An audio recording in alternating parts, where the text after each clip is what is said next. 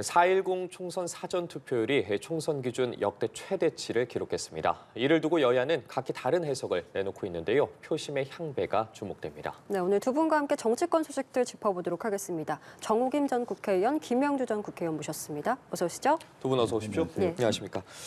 네, 사전투표가 끝났는데 두 분 어떻게 사전투표 하셨습니까? 네, 했습니다. 저는 본투표. 본투표 계획하고 네네. 계시고.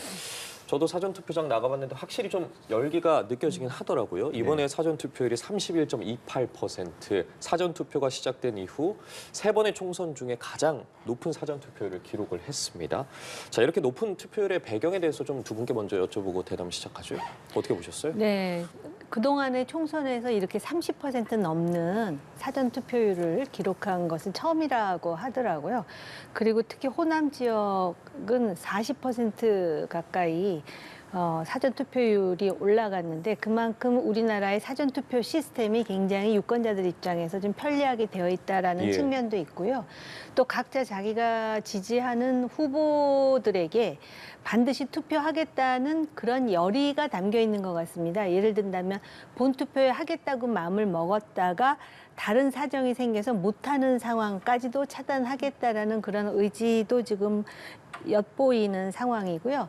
여야 모두가 사전투표를 독려한 상황이기 때문에 그리고 지난 대선에서도 사전투표율이 굉장히 높았기 때문에 예. 과연 이것이 어느 정당에 더 유리한가를 단정하기는 이르지만은 이렇게 열기가 높다라는 것에 대해서 조심스럽지만 정권 심판의 그런 어떤 그 뭐라 그럴까요? 열의가 젊은 층에서 상당 부분 지금 그 표출된 것이 아닌가 이런 해석도 가능할 것 같습니다. 예. 사실 뭐 1년 전으로만 시계를 돌려봐도 좀 역대급 낮은 투표율이 총선 때 나올 수도 있겠다 이런 분석들도 나오지 않았습니까? 네. 그런데 막상 사전투표의 30%를 넘었어요. 물론 본투표율까지 봐야 알겠지만 네. 같은 의견이십니까? 우선 첫 번째 징조는 재동포 투표율이 60% 넘었습니다. 예. 66.2%까지 나왔다는 건 특히 알다시피 재동포 분들을 투표하기 매우 어렵거든요. 먼 예. 거리를 가야 되고 차로 몇 시간씩 가야 되는데 그런 정도의 열기를 보였다는 것은 심상치 않다라고 하는 부분이고 아까 방금 우리 정 의원님 말씀 있었지만 여러 가지 밖에서 보시더라도 혹은 안에서 보더라도 이 정권에 대해서 해석이 또 한편으로는 심판해야 되겠다는 부분도 있지만 다른 한편으로는 방어해야 되겠다라고 하는 그 어떤 맞대응하는 논리도 있었기 때문에 아마 그 선거가 과열되고 있다 그렇게 봐야 될 것 같고요. 지금 사전투표율이 31.28%라고 얘기하는데 우선 이번 선거에는 대통령께서 그리고 여야 지도자 당 대표 모두가 사전투표를 했습니다. 예. 사실 일반적으로 보면 우리가 다 본투표 날 아침에 대통령 부부가 하시고 또 당 대표라든지 뭐 비대위원장들이 어떤 투표를 했는데 예. 이번에는 또 보수 쪽에서 본래 사전투표를 조금 불안해하거나 미심쩍어하는 부분이 있었는데 대대적으로 여당에서 사전투표 캠페인을 했다는 부분도 조금 플러스 요인이 되지 않았겠느냐 하는 부분이고 뭐 그래도 뭐라 해도 어쨌든 실제로 선거 심판론과 또 방어론 이것이 조금 더 쟁점이 부각된 것이 이 투표율 제고에 높아졌다는 거고 이 정도 되면은 30%가 넘었다는 것은 이제는 개념 자체를 좀 바꿀 필요가 있다. 사전투표가 아니라 1차 투표, 2차 투표 이렇게 봐도 되지 않을까 그렇게 생각이 듭니다. 그렇군요. 앞서서 언급을 해주신 내용이기도 합니다만 지역별로도 좀 투표율 네. 살펴보면 전남이 41.19%로 전국에서 투표율이 가장 높았고 이어서 이제 전북과 광주, 그러니까 호남권이 1에서 3위를 차지를 했고요. 반면에 대구가 25.6%로 가장 낮고 그 뒤를 이어서 이제 제주와 경기, 부산 등도 상대적으로 좀 저조한 투표율을 보였습니다. 이렇게 지역별 편차가 좀 시사하는 바가 뭔지도 궁금한데요. 이렇게 또 지역별 편차를 보면은 크게 사전 투표를 가지고 어떤 그 결론을 내리기가 쉽지 않다라는 생각이 드는 것이요. 원래 전남이나 전북은 과거에서도 사전 투표 내지는 부재자 투표율이 높았다고 하더라고요. 대구는 상대적으로 낮았고요. 그런데 이것만 보면은 마치 또 야당을 지지하는 사람들은 사전 투표 많이 한다라고 볼 수가 있는데 제주 같은 경우는 이번 총선에서도 그 여론조사를 보면 굉장히 야권 지지세가 높은 지역입니다. 그런데 사전 투표율은 별로 높지 않다라는 거 아니겠습니까? 또 부산 같은 경우도 뭐 부산이 여러모로 과거와는 다른 그런 어떤 뭐 정권 심판론이 상당히 그 부각되는 것 같이 보이지만 실제로는 저조한 투표율입니다. 이거는 어떻게 보면은 굳이 해석을 하자면 기본적으로 부산은 보수 정당 지지자들이 높은데 요번에 또 그런 어떤 그 정권 심판과 관련된 내지는 조국 변수 이런 것들이 작동하다 보니까는 오히려 서로 상세한 측면이 있나 이런 해석도 가능한 것이고요. 조금 전에 김 의원님 말씀하신 재외동포 투표율은 예년에 비해서 굉장히 높은 것은 사실인데 절대 수치로 보면은 10만 명이 안 되는 숫자가 투표를 했기 때문에 과연 이것의 어떤 의미를 우리가 크게 둘 수 있는가에 대해서는 조금 조심스러울 필요가 있다라는 생각이 듭니다. 물론 수도권에서는 몇백 표에서 1000표 정도에서 당락이 결정되기는 하지만 그렇다라는 것이고요. 조금 전에 제가 정권 심판론에 대해서 조심스럽게 말씀드렸지만 또 상당수의 유권자들이 범죄 혐의가 있거나 재판을 받고 있는 사람이 마치 또 총선을 하나의 방탄으로 해갖고 이렇게 정치권에 유입되는 것이 과연 한국 정치에 옳으냐의 문제에 대해서 또 문제의식을 가지고 있는 젊은 사람들도 굉장히 많다 그러더라고요. 그래서 일단 본투표 끝난 후에 투표함을 열어봐야 되지 않을까 이런 생각 듭니다. 네, 투표함을 역시 열어놔 봐야겠지만 네. 지역별 편차가 어쨌든 사전투표율에서 있었기 때문에 네. 이것이 시사하는 바가 또 어떻게 또 생각하시는지 그러니까 이제 궁금합니다. 일반적으로 보면 지난번 총선에서도 그랬어요. 호남이 사전투표율이 굉장히 높았고 또 그런 사전투표율이 지나치게 높은 것에 대하여 영남권은 본투표 때 굉장히 높았거든요. 그래서 보정 효과가 있었는데 우리가 지켜볼 것은 지금 현재 사전투표 한 걸 가지고 뭐 유니크한 측면을 가지고 이야기하기보다는 과연 본투표 때 대구와 부산이 그 정도의 과거 같은 투표율의 재고로 올라갈 것이냐. 그러니까 지금 미리 조금 얘기를 해본다면 아무래도 정권 심판 투표다 보니까 TK와 PK의 말하자면 보수층 유권자들이 투표율이 상대적으로 좀 낮아지는 경향이 있지 않느냐. 조심스럽지만 그런 부분이 하나 있을 수 있다라고 하는 거고요.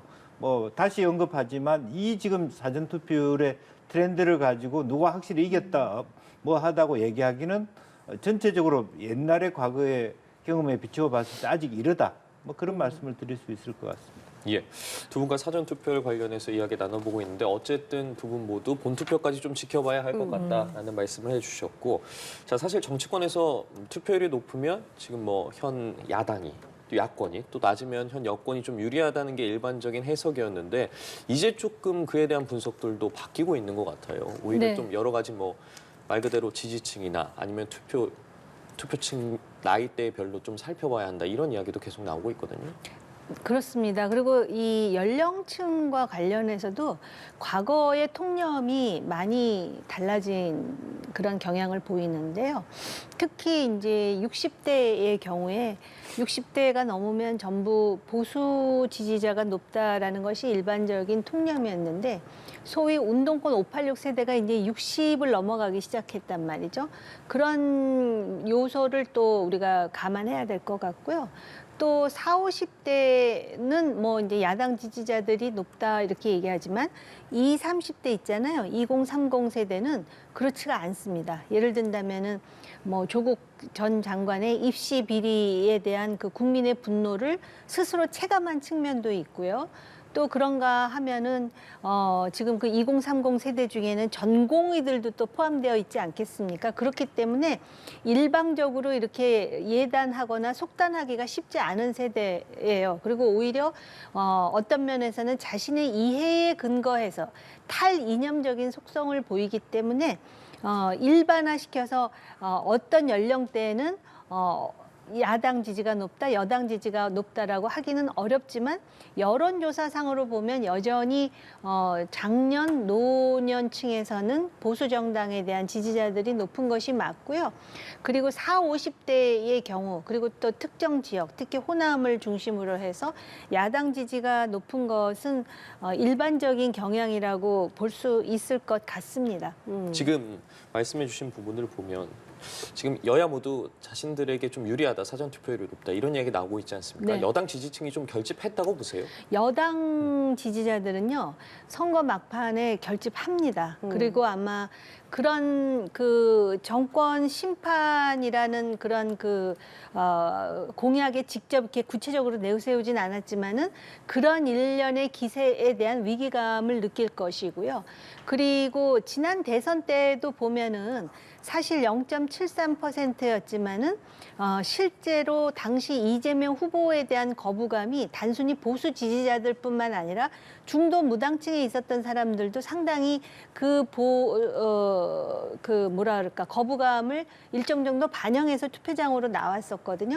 그런데 이제 특히 그 대한민국의 정체성과 관련한 그런 강력한 그런 그 위기의식을 느끼고 있는 사람들은 특히 선거 말미에, 그러니까 아마 사전투표에도 일정 정도 반영이 되었을 거고요. 본투표에도 반영이 됐을 것 같아요. 그리고 4년 전에 총선에서 소위 부정선거라 해서 그 의구심을 가지는 유권자들이 아직도 많이 있거든요. 특히 이제 영남을 중심으로 해가지고 이런 분들은 본투표에 결집돼가지고 그 표로 이제 그 자신의 그런 주권을 행사할 거라고 보는데요. 특히 이제 그 야권에서 지나치게 윤석열 정권 심판 뭐 해가면서 탄핵이라는 말을 그냥 쉽게 표현하잖아요. 근데 사실 이렇게 탄핵이 쉽게 표출되는 사회가 건강한 사회라고는 볼 수 없어요. 중남미가 그 망가지는 그 중요 요인 중에 쉽게 탄핵을 한다라는 것이 들어있거든요. 그러다 보니까는 그 반대편에 있는 사람들은 소위 이제 그 범법 방탄의 어떤 수단으로서 이 선거가 활용되는 것을 막아야 되겠다는 또 의지가 있겠죠. 그러다 보니까는 그런 그 결집의 현상은 요번에도 보이지 않을까. 물론 이제 그 대선을 중심으로 해갖고 많은 보수 지지층들이 부정선거에 대한 의구심을 떨쳐버리긴 했으나 여전히 70대, 80대의 유권자들 중에는 그거에 대한 의구심 때문에 본투표에 나오는 경우도 굉장히 많다고 보여집니다. 예, 알겠습니다. 결국 이번 좀 총선을 관통하는 키워드는 심판이지 않겠습니까? 뭐 네. 정권을 심판해야 된다, 아니면 뭐 야당을 오히려 심판해야 된다, 프레임들이 맞서고 있는데 지지층들의 결집에 대해서는 지금 어떻게 보고 계세요? 아무래도 이제 뭐 결집은 뭐 결집될 대로 결집된다고 봐야 되겠죠. 강성 지지자들부터 해가지고 말하자면 정권 심판에 대한 부분과 야당 심판에 대한 부분이 팽팽히 맞서면서 정권 심판이 지금으로 전체 여론조사로 보면 조금 앞서는 형태가 되는데, 그런데 또 재밌는 건 20대에 있어서의 경우에는 야당에 대한 심판론도 꽤 많을 수 있다. 그런데 조국 혁신당이나 또 민주당이나 그렇기 때문에 재밌는 것은 이제 20대 표심들이 어디로 향할 것이나, 특히 이번처럼 병이평이 아니라 준연동형 비례대표제일 경우에는 전통적으로 양당에다가 투표를 하고 난 다음에 비례대표에 대한 분산적인 측면이 굉장히 클 것이다. 그렇게 보여져서 그것 또한 재미있는 포인트가 되지 않느냐 하는 거고, 다만 전반적으로 이제 고령화가 되면서 50대 이상 유권자들이 전체 퍼센티지 50%가 됐고요. 또 상대적으로 20대의 유권자 수가 줄어지는 비율이 주는 이제 그런 측면에서 이것이 전체 선거 판세에 어떤 영향을 끼칠까를 한번 뚜껑을 열어봐야 되는 그런 것 같습니다. 네, 통상 이제 정권 중반에 이제 치러지는 총선 같은 경우에는 프레임이 보통 정권 안정론과 정권 심판론으로 나뉘었는데 이번에는 이제 양당 모두 심판을 들고 나왔기 때문에 더더욱 지지층이 이제 결집하고 있는 요소가 될 수도 있을 것 같은데, 이런 부분들이 총선 투표율을 견인하는데도 좀 많은 도움이 되리라고 보십니까? 지금 견인을 하고 있다라고 보여지고요. 지금 김영주 의원님이나 저나 굉장히 그 용어 사용에 조심하는 이유가, 이런 평론 자체도 자칫하면은 지금 어쨌든 그 총선에 있어서 막판의 투표의 경향에 영향을 줄 수도 있거든요. 근데 유권자들이 본인의 의지에 의해서 투표 투표를 해야 맞는 것인데 아직까지도 자기가 누구를 뽑을지 결정하지 않은 사람들이 무당층에 10명 중 1명은 있다라고 하더라고요. 과거의 전례로 볼 때. 그렇기 때문에 요새는 또 다양한 채널이 있지 않습니까? 방송뿐만 아니라 유튜브를 통해서 막 어떤 식으로 이렇게 몰고 가는 그러한 그 어떤 그 의도도 엿보이는 그런 방송들도 굉장히 많은데 일단 유권자들이 본인의 그 의지에 의해서 투표를 하는 것이 맞고요.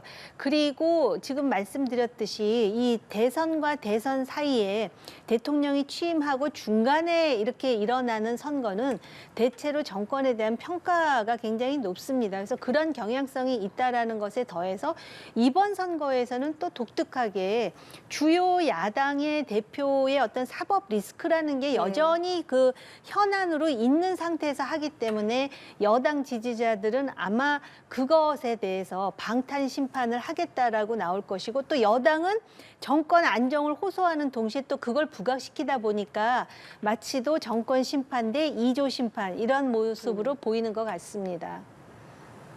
역시나 좀 총선 투표율은 사전 투표율이 높은 만큼 많이 좀 견인할 수 있을 것이다 이렇게 보십니까? 네, 아무래도 지난번 총선 때 66% 정도, 60% 중반대인데 이번에는 한 70대를 넘을 것 같아요. 71% 정도. 뭐 제가 뭐 퍼센테이지를 금명하기는 좀 뭐합니다만 예. 전체 트렌드로 보면 사전 투표율이 이 정도 높았을 때 본 투표율까지 제고를 해보면 뭐 70%를 넘는 뭐 민주당도 그런 목표를 73% 정도까지 잡아놨습니다만은 어쨌든 73%까지는 어렵다 하더라도 70%에서 73% 사이 지점까지는 도달할 수 있지 않을까 하는 것이고 투표율이 많아지면 일방적으로 누구한테 이롭다라고 얘기하기 어렵습니다.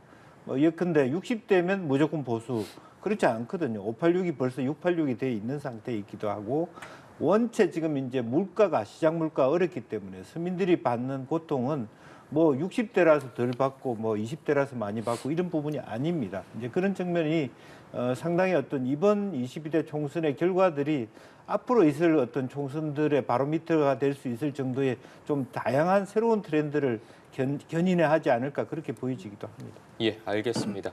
자, 그리고 오늘이 이제 총선 본투표 전의 마지막 주말입니다. 그렇기 때문에 여야 대표들의 행보가 어디로 향할지에 대해서도 관심을 많이 끄는데 먼저 한동훈 비대위원장 같은 경우에 닷새 만에 다시 충청을 찾거든요. 뭐 여당이 자체 분석한 박빙 지역 뭐 55곳 중에 13곳이 충청권에 몰려 있다. 아무래도 좀 이런 부분을 의식한 걸까요? 당연하죠. 지금 이제 거의 제가 볼 때는 아까 무당층 중 열의 한 명이라고 말씀은 드렸으나 거의 이렇게 이제 총선의 결과는 거의 결정되었다 해도 과언이 아닙니다.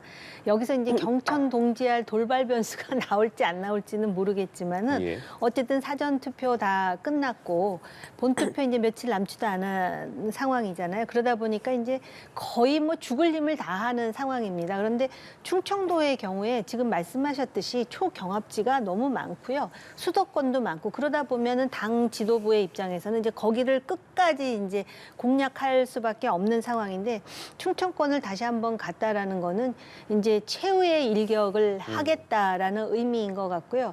특히 충북은 그동안에 그래도 여당이 꽤 유리했는데 이제 경합지가 늘어났고 또 대전 충남 지역은 지금 고전하는 그런 그 지역구도 많고 하다 보니까는 아마 경합지에서 마지막 그 힘을 한 번 더 보태서 여당이 유리한 지형을 만들겠다. 특히 이번에 그 의회를 이제 충청도로 이전하는 세종으로 이전하는 그러한 공약을 또 확실하게 이제 강조했던 만큼 그런 부분을 더욱 강조하고 부각시키지 않을까 싶습니다. 예, 알겠습니다. 자, 반면에 이재명 대표 같은 경우에는 본인 지역구 시작해서 오후에 이제 서울 강남권으로 이동해서 홍익표 원내대표 등을 지원을 하게 됩니다. 네. 자, 민주당 입장에서 상대적으로 어려운 지역들이 있지 않습니까? 그런 지역들을 이재명 대표 계속해서 가고 있는 모습을 보여주고 있는데 좀 뒤집을 수 있다라는 자신감이 있는 부분일까요? 그 가능성을 보고 가는 거겠죠? 아무래도 이제 예. 처음에 한강 벨트가 많이 흔들릴 것처럼 보였는데 생각만큼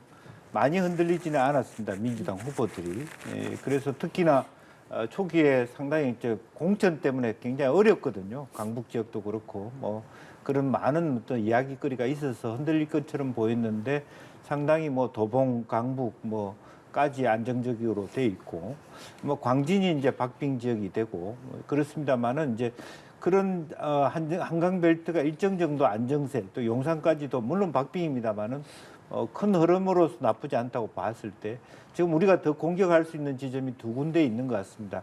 강남 병을과 강남을하고 송파을입니다. 아니 서초을입니다. 예. 이제 그런 면에서 실제로 홍익표 대표가 많이 뭐 차이가 나는 건 사실입니다만은 그래도 굉장히 꾸준히 올라가고 있다라고 하는 부분이 있고요. 또 강남 을 같은 경우는 지난번에 전현희 의원이 우리 쪽으로 국회의원을 획득한 적도 있었기 때문에 의회에 선전을 하고 있는 부분을 송파, 강남, 서초까지도 뭐 그 중에서 한 석이라도 갖고 온다라고 하는 것은 사실 어떻게 보면 이 전체 흐름에서는 수도권과 서울의 판세를 거의 마무리 짓는 그런 어떤 피니시 어떤 포인트가 될 수 있다는 면에서 의미 있는 행보다 저는 그렇게 봅니다. 네. 각 당의 좀 전망치도 분석을 해보면 국민의힘 같은 경우는 비례대표 의석과 지금 경합지역 선전 여하에 따라서 110에서 130석 정도 확보할 것이다 이렇게 보고 있고 민주당에서는 지금 120에서 151석 플러스 알파까지도 지금 분석을 하고 있는 상황입니다. 이 분석에 대해서 어떻게 생각하시는지도 궁금하고 여기에 좀 남은 변수가 있으리라고 보시는 것들이 어떤 것들이 있는지도 궁금합니다. 초경합 지역에 대해서 국민의힘이 55곳, 그리고 민주당이 50곳을 얘기했잖아요. 그런데 지금 선전 여하에 따라서 110에서 130석이라고 국민의힘은 지금 얘기하고 있고 예. 민주당은 110 플러스 알파인데 151석을 넘을 수도 있다라는 전망을 내놓는 것으로 보아서는 민주당이 승기를 잡았다라는 그러한 그 추정이 가능하고요. 예. 결국은 아까도 말씀드렸듯이 그 경천 동지알 돌발 변수, 예를 들어서 지금 굉장히들 조심하고 있는데 극단적인 막말이 또 나온다든지 아니면 지금 민주당의 경우는 문제가 되고 있는 몇몇 후보 있잖아요. 예. 근데 이거 외에 정말 국민 감정을 자극할 또 다른 이슈가 이제 덧대어져서 나온다든지 그 이슈에다가 뭐 그런 상황을 상정할 수는 있을 것 같은데 결국은 초경합 지역에서 어느 당이 더 많은 의석을 확보하느냐가 굉장히 중요할 것 같습니다. 경합 지역이 워낙 많기 때문에 사실 이게 좀 자세히 분석하기가 좀 어려운 부분도 있는데 네. 역시나 좀 어떻게 분석하시는지도 궁금합니다. 글쎄 저는 이제 뭐 그 비례대표의 경우에는 저희들 구조적으로 민주당이 국민의힘, 즉 국민의 미래에 비해서 더불어민주연합이 10석에서 12석 정도 차이 나게 지게 돼 있습니다. 구조적으로. 또 조국혁신당의 존재가 있기 때문에 분산 효과가 있기 때문에 그러니까 국민의 미래가 한 20석 정도의 비례 의석을 가져간다면 저희들은 한 6석에서 8석 사이로 가져간다고 보기 때문에 예. 그런 정도의 10석 가까운 차이 물론 이제 그 안에 나누는 걸 떠나서 그냥 더불어 민주연합이라는 걸 전체로 다 민주당 것으로 했을 때는 좀 차이가 줄어들지만 그 안에서 실제 민주당 몫을 또 반으로 나누기 때문에 차이가 있을 수 있다라고 보여지고요. 또 실제적으로 그 지역별로 쭉 드러나는 것에 비하면 지난번 총선에 비해서 민주당이 결코 떨어지지 않는다는 생각을 해요. 지난번 총선은 비례까지 포함하면 거의 180석에 가까웠습니다. 이제 그런 부분인데 더 나아가서는 지금 말하자면 대전이나 지난번에 국민의힘 쪽에서 가져가지 못했던 지역이 일부 있습니다만은 특히 부산 지역 같은 경우는 의외로 지난번에 세 자리였는데 이번에는 경우에 따라서는 곱하기 2가 될 수 있는 6자리가 될 수 있는 부분이 있기 때문에 그런 면에서 지난번과 그러니까 국민의힘이 더 갖고 오는 의석이 있는 반면에 부산 지역에서 민주당이 더 갖고 올 수 있는 의석이 있기 때문에 예. 거의 흐름으로 보면 저는 좀 과감하게 얘기해서는 지난번 총선에 거의 비슷한 정도의 결과가 날 가능성이 있다. 솔직히 지금 현재 민주당이 내놓는 120에서 151 플러스 알파라고 하는 부분은 조금 보수적으로 잡았다. 저는 그렇게 개인적으로 평가하고 있습니다. 그러면 이제 이재명 대표가 계속해서 앞서도 이야기한 부분이 151석 이제 단일 과반이지 않습니까? 범야권 말고 민주당이 151석 단일 과반을 확보할 수 있을 거라고 저는 지금 현재로는 뭐 물론 이제 수도권의 경우에는 지난번에도 전체 투표율이 5, 6% 차이밖에 안 났습니다만 의석은 말하자면 120석이 있는 수도권에서 국민의힘 16석밖에 갖고 가지를 못했다라고 하는 것은 1%, 2%에 4, 50석이 왔다 갔다 할 수 있기 때문에 감히 제가 뭐 제일 과반이 된다고 말할 수는 없습니다. 마지막까지 변수는 있을 수 있기 때문에. 그 역도 존재하거든요. 지금 110석을 지금 얻고 있지만 나머지 30석을 국민의힘이 갖고 가지 말라는 법도 없습니다. 그런 면에서 지금 지나치게 과반이 될 수 있다고 얘기하는 좀 미리 앞선 감이 있다 그렇게 말씀드립니다. 예, 알겠습니다.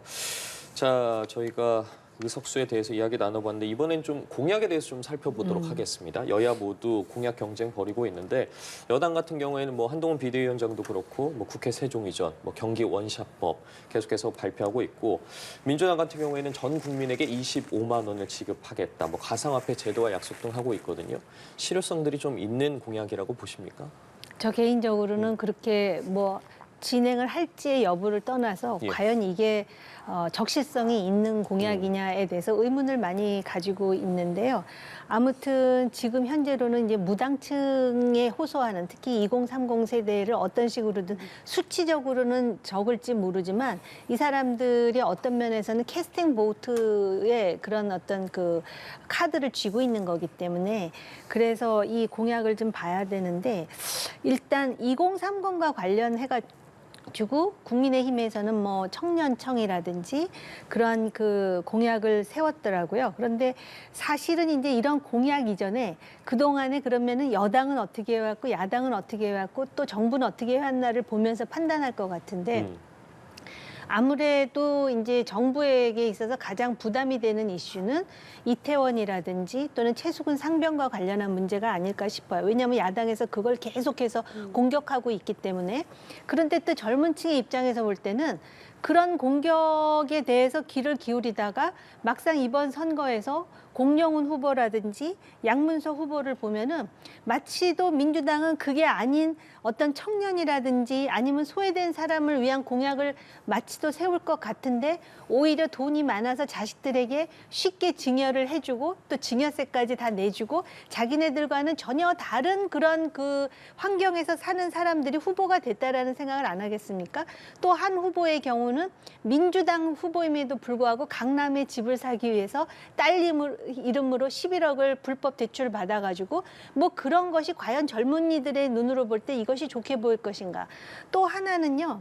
젊은 여성과 관련한 문제인데 김준효 후보 같은 경우에 과거에 김한란 이화여대 총장이 이대생들을 성상납시켰다라는 근거도 없는 주장을 해서 지금 굉장히 선거 막판에 변수가 되고 있는데 그걸 젊은 여성의 눈으로 볼 때 과연 그것이 사실도 아니고 논리적 근거도 박약한데 이렇게 주장하는 사람들에 대해서 내가 한 표를 행사해야 되느냐에 대해서 또 의구심이 생기지 않을까 이런 생각이 듭니다. 따라서 예를 든다면은 지금 국민의힘에서 제기하고 있는 국회 세종 이전이라든지 또 경기도의 그 일부 도시를 서울로 편입하고 경기 북도를 하는 것을 원샷으로 하겠다 이런 공약들이 과연 피부에 직접 닿을까. 또 야당도 마찬가지예요. 25만 원씩 지원금을 전 국민에게 주겠다.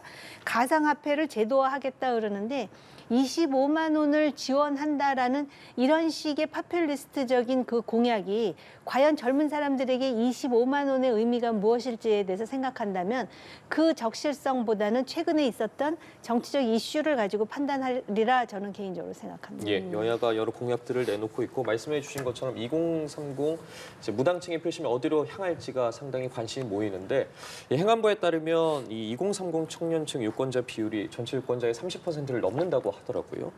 관련해서 좀 2030 투표율 상승이 특정 진영이 좀 유리할 거라고 보십니까? 이제 지역구는 다르다고 봐요.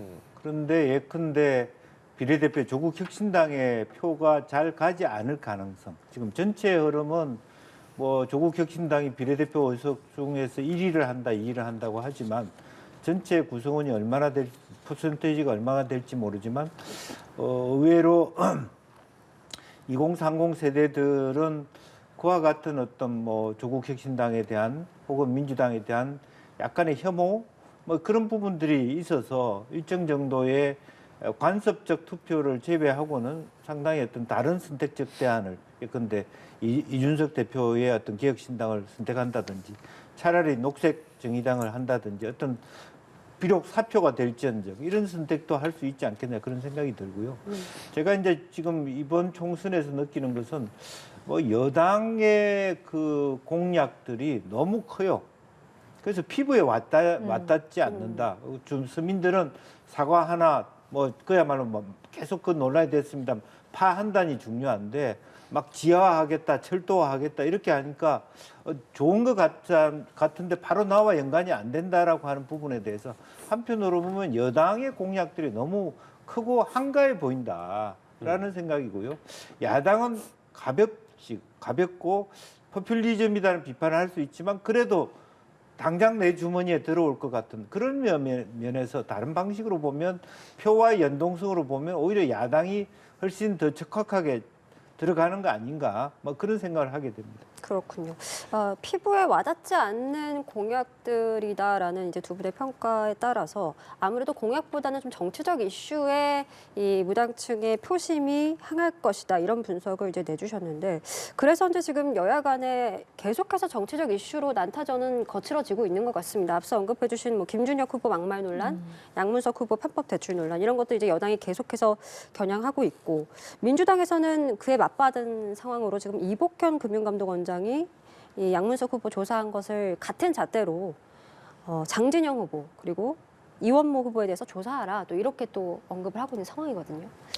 그 양문석 후보의 경우에 이제 그게 그 공천이 끝난 다음에 소위 이제 그 지역에 완전히 그 국민의힘과 양대 구도를 만든 상황에서 이 일이 발생하니까 자기네들은 그렇게 하면은 상대 당의 무투표 당선을 시키기 때문에 지금 포기를 못하겠다 이런 논리로 지금 받아치고 있는데 그 상황에서 금감원의 이복현 원장이 이것은 불법이다라고 정리를 했습니다. 그런데 원래 그 양문석 후보가 대출을 받은 기관이 새마을금고인데 다른 금융기관과는 달리 새마을금고의 감독기관은 행안부죠. 근데 행안부는 그런 금융 감독을 할 만한 그런 전문성이 아무래도 상대적으로 떨어지다 보니까 이번에 조사를 하는데 금감원의 소속원과 같이 조사를 한 것으로 지금 언론 보도에는 나오고 있더라고요.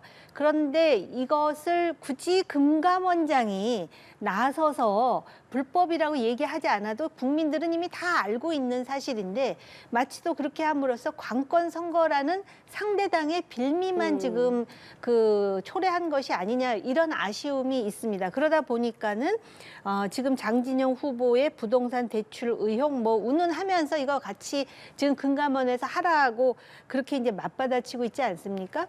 이럴 때 대안은 오히려 이복현 금감원장이 좋다 하겠다 하고 조사를 진행하는 것이 맞고요.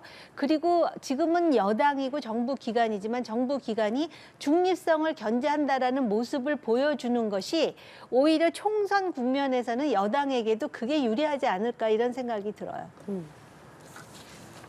뭐 기본적으로 이게 그 특히 이제 양문석 후보의 경우에는 이제 실제로 실정법 위반 가능성, 사법적 리스크가 갖고 있다라고 보여지는데 결과 여러 가지 업무 방해죄도 있고 뭐 사문서 위조가 될 수도 있고 뭐 그런 것들이 있을 수 있습니다만은 그렇게 따지자면 조국 혁신당의 조국 대표야말로 이미 2심까지 실형이 나와 있는 상태잖아요. 또 이재명 대표도 거의 뭐 선거 전날까지 재판을 받아야 되는 이제 그런 상황이면 물론 문제가 있는 후보로 공천을 했다라고 하는 것은 사실은 기책 사이에 당에 있습니다. 민주당의 당에 있고 또 그런 판단에 대해서는 후보자 본인이 김부겸 선대위원장 말씀하셨다시피 판단해라 문제가 있을 것 같으면 이제 그런 상황이 있습니다. 그런데 큰 틀에서 보면 이제 유권자 입장에서는 정권 심판이냐 소위 말하는 한동훈 비대위원장이 말하는 대로 사법적 리스크가 있는 사람들을 국회에 들어서는 안 된다는 것이냐 이런 판단이 유권자한테 주어져 있다라고 보여지고요. 그래서 표로 심판하게 될 것이다. 그리고 실제로 나중에 이분이 어떤 양문석 후보 같은 건 실정법 위반일 경우에는 제대로 조사하고 고소 고발해서 법적 책임을 물고 다만 이제 특권 내려놓기라고 하는 차원에서 22대 국회에서 이와 같은 그야말로 방탄의 국회가 되지 않도록 노력하는 것, 뭐 그런 것이 중요하겠다는 생각이 듭니다. 조국 대표 앞서 말씀해 주셨으니까요. 이 내용도 좀 짧게 짚고 넘어가 보겠습니다. 조국 혁신당이 내놓은 공약을 두고도 갑론을박이 이어지고 있어요. 어제 조국 대표 기자회견을 열고서 사회연대 임금제를 실현하겠다고 했고 한동훈 비대위원장이 조국식 사회주의라 비판했거든요. 이 부분에 대해서는 어떻게 보세요? 이제 그런 것은 뭐 기본적으로는 이재명 대표의 공약이나 조국 대표의 공약이 거의 유사할 수 있습니다. 그러니까 사회적 연대, 오히려 지난 코로나 시점에서는 그와 같은 기본소득제라든지 그런 부분들이 오히려 일정 정도 그 위기를 돌파하는 데는 도움이 될 수 있다고 생각합니다. 다만 그것은 근본적으로 자유민주주의라고 하는 시장 중심의 사회 체제에서 토론이 있을 수밖에 없고, 또 중요한 것은 실제적으로 뭐 조국의 정당이 그 가질 수 있는 의석 자체가 뭐 아무리 높여도 15석 미만이기 때문에 원이 구성되고 난 다음에 해야 되는 것이고, 또 국민의힘의 공약이든 민주당의 공약이든 조국 혁신당의 공약이든 간에 여야 협치에 따라서 여러 가지 조율되어가는 것이 바람직하다, 그런 생각이 듭니다. 예. 그 지금 조국 대표가 소위 사회권이라는 이름으로 대기업의 임금을 낮추면 그 대기업에 대해서 정부가 인센티브를 주자는 거를 얘기했거든요. 요 자체로 보면은 저는 오히려 제가 경제에 대해서는 좀 과문하다라는 전제로 제 의견을 말씀을 드리자면은, 아마 문제의식은 대기업의 임금과 같은 노동을 하는 중소기업의 임금 편차가 너무 크다 보니까 그런 식으로 좀 이것을 그 균등하게 만들자라는 요지인 것 같습니다.